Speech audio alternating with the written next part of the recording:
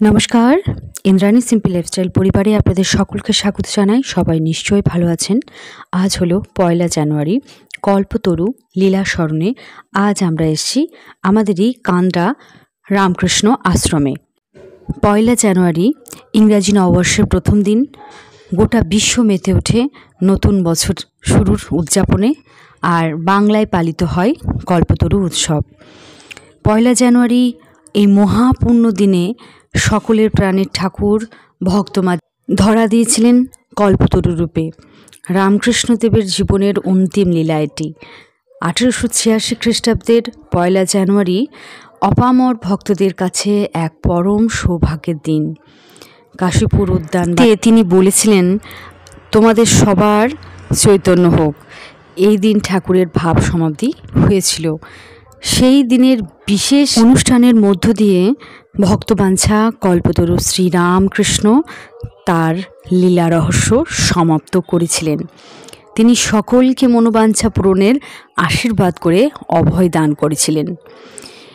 তার এই কল্পতরু রূপটি ভক্তগণের কাছে বিশেষ প্রিয়, তাই দিনটির নামকরণ করা হয়েছে কল্পতরু দিবস। কল্পতরু সেই বৃক্ষের যার কাছে ভালো খারাপ যা চাওয়া হয় তাই মেলে। দেবত্ব চাইলে দেবত্ব, পশুত্ব চাইলে পশুত্ব। আজও 1 জানুয়ারি সর্বত্র পালিত হয়ে আসছে কল্পতরু দিবস। কান্দা গ্রামবাসী তো রয়েছে, তার সাথে রয়েছে বাইরে থেকেও আশেপাশের অনেক অঞ্চল থেকে অনেক ভক্ত। কল্পতরু দিবস উপলক্ষে কান্দা রামকৃষ্ণ আশ্রমে সকলে মিলিত হয়েছেন। প্রত্যেক বছর আজও মহাসমারোহে রামকৃষ্ণ আশ্রম মঠ আজও পালিত হয়ে আসছে এই কল্পতরু দিবস। তো তার ব্যতিক্রম এবছরও হয়নি। প্রত্যেক বছরের মতো আমাদের এই কান্দ্রা আশ্রমে পালিত হচ্ছে। তো সকাল থেকেই রয়েছে আমাদের এখানে ব্যবস্থা।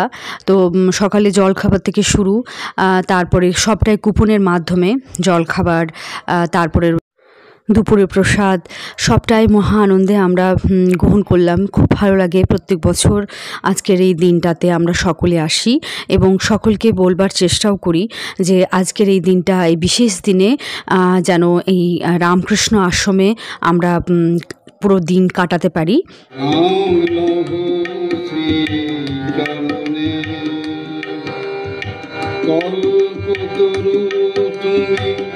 তুমি ভগবান রামকৃষ্ণ, তুমি ব্রহ্ম সমান।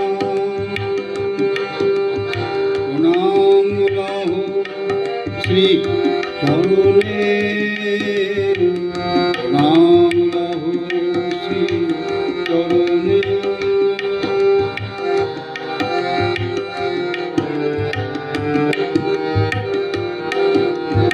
সম্মুখে সমাহিত তব মূরতি, ঠাকুরি তোমারি করি পূজারতি। সম্মুখে সমাহিত তব মূরতি, ঠাকুরি তোমারি করি পূজারতি। কণ্ঠে দিয়েছ গান গাহিনা, তোমারি কথামৃত করি পান। কণ্ঠে দিয়েছ গান গাহিনা, তোমারি কথামৃত করি পান। পরম পুরুষ তুমি যুগ অবতার, ধ্রুব তারা তুমি মোর জীবনে। পরম পুরুষ তুমি যুগ অবতার, ধ্রুব তারা তুমি মোর জীবনে। প্রণাম লহ শ্রী চরণে, প্রণাম লহ শ্রী চরণে, প্রণাম লহ শ্রী চরণে। এক ভক্ত এই উদ্বোধনী সঙ্গীতটি পরমহংস শ্রী শ্রী রামকৃষ্ণদেবের চরণে শ্রদ্ধাঞ্জলি জানালেন গানটির মাধ্যমে। খুব ভালো লাগলো, আপনারাও অবশ্যই কমেন্টে জানাবেন।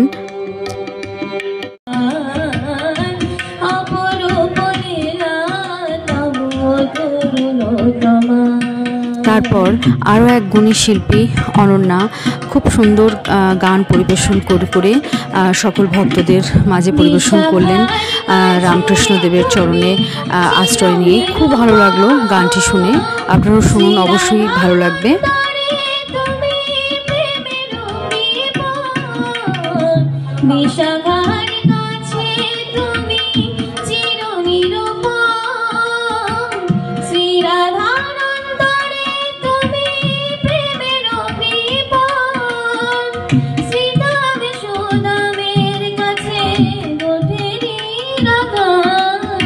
ঠাকুর শ্রী শ্রী রামকৃষ্ণ পরমহংসদেব, মা শারদা এবং স্বামীজির চরণে আমি সশ্রদ্ধ প্রণাম নিবেদন করছি।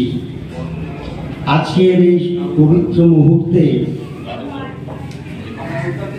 শক্তিমণ্ডলী যারা উপস্থিত আছেন তাদেরকেও আমি আন্তরিকভাবে আমার শ্রদ্ধা নিবেদন করছি। আজকের এই চমৎকার আবহে আমরা সবাই সম্মোহিত হয়ে আছি। এই অনুষ্ঠানে উপস্থিত থাকতে পেরে আমি নিজেকে ধন্য মনে করছি, কারণ এমন ধরনের অনুষ্ঠানে উপস্থিত থাকার সৌভাগ্য তো সবসময় হয় না। বিশেষ উপলক্ষে আজকের এই অনুষ্ঠান আমি ভক্তিপূর্ণ হৃদয়ে তা স্মরণ করার চেষ্টা করছি। আমরা যারাই এখানে এসেছি, যারাই এখানে উপস্থিত আছি, আজকের এই বিশেষ দিন অর্থাৎ কল্পতরু দিবসে আমরা আমাদের মনস্কামনা পূর্ণ করার জন্য সেই বাসনা নিয়ে এখানে এসেছি। আমাদের এখানে বেশিরভাগ মানুষই গৃহী সংসারী মানুষ, শুধুমাত্র গৈরিক বসুন্ধরানী মহারাজজি ছাড়া। তো আমাদের এই পৃথিবীতে 99.99% বেশি মানুষের মনস্কামনা একরকম, আর 1%-ও অনেক কম মানুষের মনস্কামনা ঠিক তার বিপরীত। আমরা যারা গৃহী, আমরা জীবনে জীর্ণ এই দিনগুলোকে অতিবাহিত করি, তাদের মনস্কামনা হচ্ছে আমার যেটা নেই, আমার যেটা অভাব আছে, ঠাকুর সেটা যেন পূরণ করুন।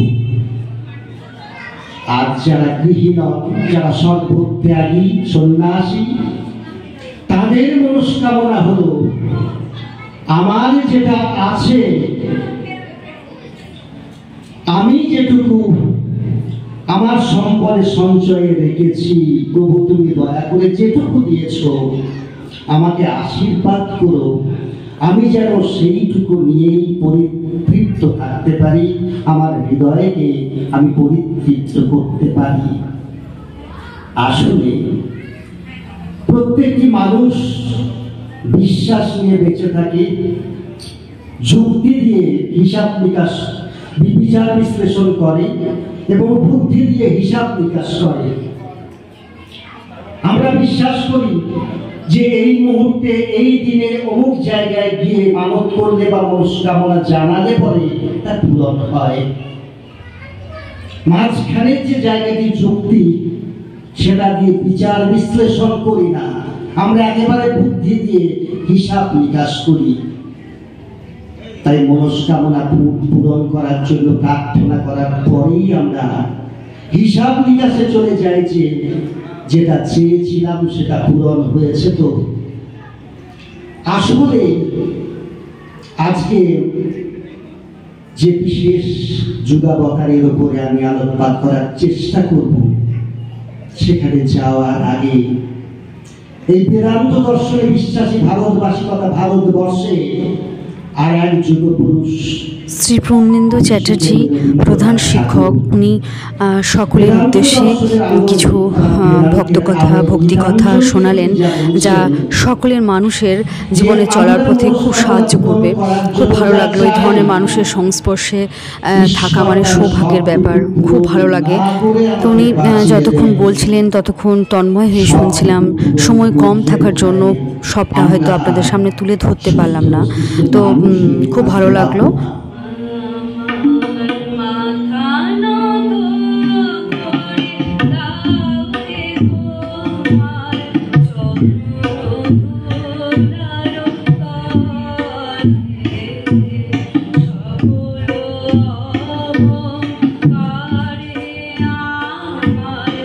আমার মাথা নত করে দাও হে তোমার চরণধুলার তলে। এই আজকের দিনে কল্পতরু দিবসে এই রামকৃষ্ণ আশ্রমের মতো একটি জায়গায় আমি যে গাইতে পারছি আর 10টা মানুষকে যে শোনাতে পারছি, সেটাও কিন্তু আমার কাছে পরম সৌভাগ্যের। তো অল্প করে শোনালাম, নিশ্চয় আপনাদের ভালো লাগবে।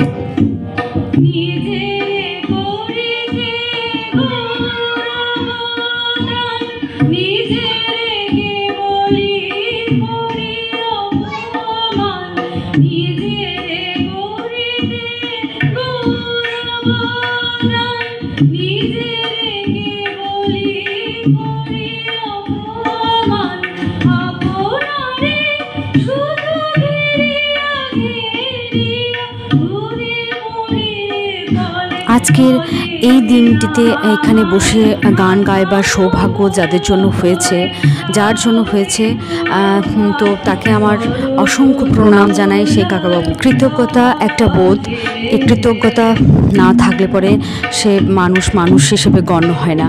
তো সেই কৃতজ্ঞতাকে দেখে স্বীকার করলাম।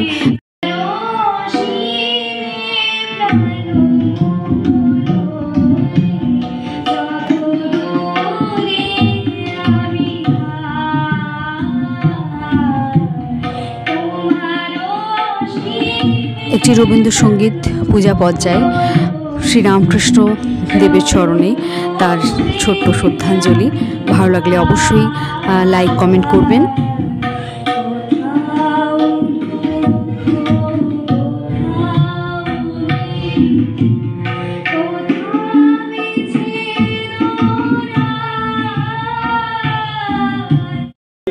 মহারাজজিকে অভিবাদন করুন। আমাদের আশ্রমের অভিভাবক তথা এই আশ্রমের শ্রীবৃদ্ধির অন্যতম কর্ণধার এবং পুরোধা অভিভাবক।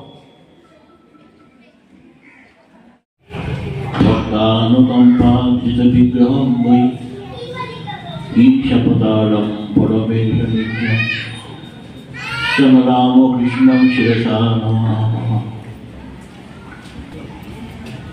দেহের ক্ষমতা কমে গেছে, বাকশক্তি প্রায় বন্ধ হয়ে গেছে। শুধু তাই না, ভাষা ফুরিয়ে গেছে, কথা বলতে পারি না। যা বলতে চাই, যা বলেছি তা ভুল বলেছি,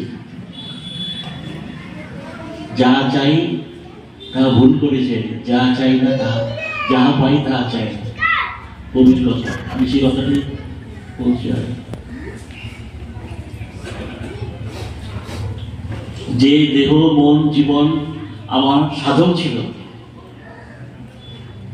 আমি যা পেতে চাই তার সাধনার অনুকূলে ছিল, সেটা কেবল হয় সাধন। এখন সবকিছু আমার বাধা সৃষ্টি লাগাচ্ছে। এই আগে হয়েছে বাধা নাম করছে।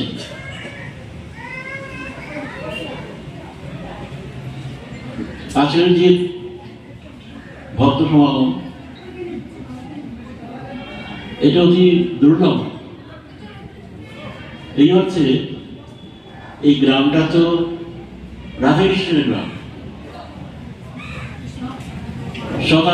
শত শতাব্দী বর্ষ থেকে আগে থেকে এখানে শ্রীকৃষ্ণের যে প্রভাব, তার যে মহিমা, তার যে মাহাত্ম, তার যে ঈশ্বরত্ব, তার যে ব্রহ্মরত্ব, তার যে অনন্ত প্রেম, অনন্ত জ্ঞান, অনন্ত করুণার কথা ভেসে ভেসে ভেসে ভেসে সমস্ত গ্রামবাসী, দেশবাসী অন্তরে সুনির্দিষ্ট বসতি স্থাপন করে রয়েছে। এটা একটা অতি প্রাচীন ইতিহাস। যদি কৃষ্ণকে বাদ দেওয়া হয়, মনে হয় ভারতবর্ষে ৮০% বাদ হয়ে যাবে। আমরা এমন মাটিতে বসে কথা বলছি যে রান্না করা, এটা রাধাকৃষ্ণের প্রভাবের না, যথেষ্ট শ্রীকৃষ্ণের ভাব। শুধু আমি কিছু মহাপুরুষ যুগে যুগে অবতীর্ণ হন এই ধরাধামে এই পৃথিবীবাসীর মঙ্গলের জন্য। তো সেই এক মহাপুরুষ আমাদের এই কান্দ্রা আশ্রমের কর্ণধার তথা অভিভাবক বলতে পারেন মহারাজজি। তার নাম মুখে এনে আমি আনবো না, তো আনার যোগ্যতাও আমার নেই। তো সেই মহারাজজিকে অসংখ্য মানে প্রণাম। তো কি বলবো, তো উনি আগলে রেখেছেন এই কান্দ্রা আশ্রমকে। দিনে দিনে আরও শ্রীবৃদ্ধি হচ্ছে। তার আতিথেয়তায় আজকের এই অনুষ্ঠানটি একটি মানে আয়োজন করা হয়েছে। তা সেই অনুষ্ঠানে আমরা আসতে পেরেছি, এটা একটা পরম সৌভাগ্যের কথা। মহারাজজির জীবন এই ঠাকুরের চরণে সমর্পণ করেছেন বা ধর্মপথে ব্রতী হয়েছেন, এটা মানে বলে বোঝাবার মতো নয়। তো আজকের এই মতো দিনে এই মহাপুরুষের মুখ থেকে যে আমরা যে এই ভক্তিকথা শুনতে পাচ্ছি, আর মহারাজজি বারবারই কিন্তু সকল ভক্তগণ যারা আজ এসেছেন, উপস্থিত হয়েছেন, সকলকে কিন্তু গৃহী সন্ন্যাসী বলেই অভ্যর্থনা করছেন। তো প্রকৃত অর্থই কিন্তু তাই, আমরা গৃহে থেকেই কিন্তু সমস্ত রকম ধর্মকর্ম, সৎকর্ম সবটাই চালিয়ে যেতে পারি। তো তিনি সেই উপদেশই দিচ্ছেন। সময়ের অভাবে কিন্তু সবটা আপনাদের সাথে আমি শেয়ার করতে পারলাম না। তো ভালো লাগলে অবশ্যই কিন্তু লাইক কমেন্ট করবেন এবং ভিডিওটি শেয়ার করবেন। আজ এই বিশেষ অনুষ্ঠানে আমরা এই অনুষ্ঠানে যে অংশগ্রহণ করতে পেরেছি এবং দুপুরবেলায় আমরা শ্রী রামকৃষ্ণদেবের আশ্রমে প্রসাদের যে ব্যবস্থা রয়েছে সেখানে অংশগ্রহণ করতে পারছি, খুব ভালো লাগছে। তো আজকের মতো এই স্পেশাল দিনটি আমাদের সকলের কাছে স্পেশাল হয়ে উঠলো, কিছু জানতে পারলাম। এবার আমরা জীবনে চলার পথে কতটা নিজেরা সেই কথা স্মরণ রেখে এগিয়ে যেতে পারবো। তো ভালো লাগলে অবশ্যই লাইক কমেন্ট শেয়ার করবেন। ধন্যবাদ।